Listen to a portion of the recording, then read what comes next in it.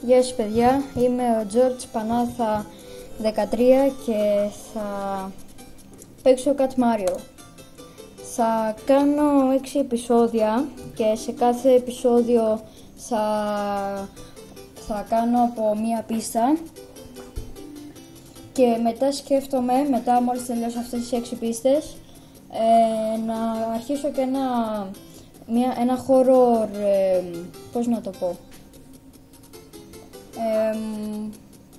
horror σειρά, ας το πούμε. Επίσης εδώ δίπλα μου έχω το The Godly Walrus. Γεια σας.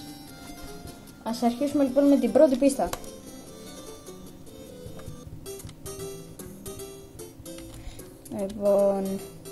Λοιπόν, πρώτα πούμε γιατί είναι όλο το παιχνίδι. Τι είναι αυτό το παιχνίδι?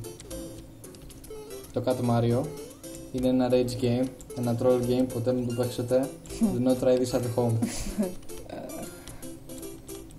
Ναι, και ειδικά όσοι έχουν πρόβλημα με τα νεύρα τους. Θυμίζει Μάριο, αλλά είσαι γάτα.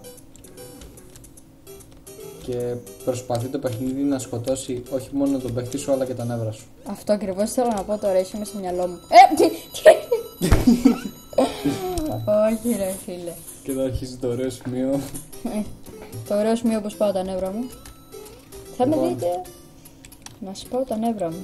Θα τα κόβω ένα-ένα. Αυτό με το horror που λέγαμε πριν λίγο, θα διαλέξουμε ένα horror game για αρχή και αν σας αρέσει θα μας λέτε horror games στα comments και εμείς θα προσπαθήσουμε να τα κάνουμε playthrough.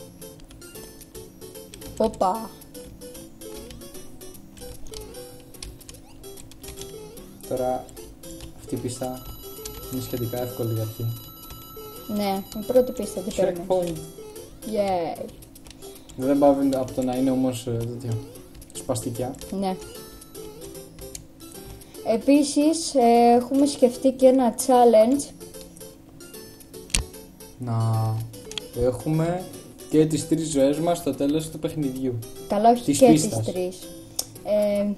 Μέχρι 3 ζωές. Ναι. Μέχρι να πάμε στις 0 ζωές. Μετά θα Δηλαδή το challenge είναι να περάσω την πίστα και να φτάσω μέχρι και τις 0 ζωές.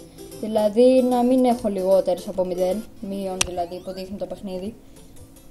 Και αυτό είναι το challenge και θα προσπαθήσω να το καταφέρω σε κάθε πίστα που θα παίζω. Μέχρι την τρίτη πίστα ξέρουμε. Εδώ τελειώσαμε την πίστα και ήταν πολύ τέλεια, γουστάρω. Στο επόμενο βίντεο θα κάνουμε την επόμενη πίστα. Να είστε καλά, τα λέμε.